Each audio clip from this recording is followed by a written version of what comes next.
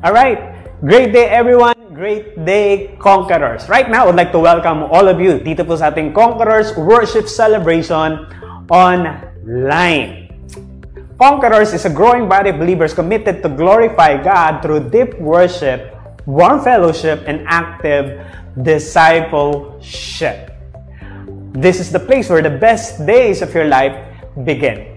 Our vision is to win souls and make disciples. Our purpose is to love God and to love people. Our goal is to make every believer a leader of leaders. And our cause is nation transformation. Right now, I'd like to welcome all the VIPs in the house. If this is your first time na manood po ng live streaming po na to, you are our VIP. Meaning, very important person. Kung wala pa nagsasabi niyan sa'yo, I want you to know that you are a VIP. Of course, I would like to welcome lahat ng mga second-timers, lahat ng third-timers, lahat ng mga fourth-timers, and of course, yung ating mga end-timers, yung mga regular na pong nanonood po ng live streaming po na ito. Again, I would like to welcome all of you dito po sa Conquerors family.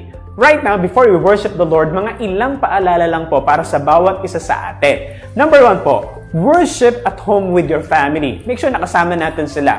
Worship with our network online if you are a leader. Next, be ready spiritually and physically. Make sure na i-ready na po natin ang ating mga sarili. Number 4, prepare yourselves to watch, listen, and take down notes. Kahit po, okay, habang nanonood tayo, pwede po tayo mag-take down notes.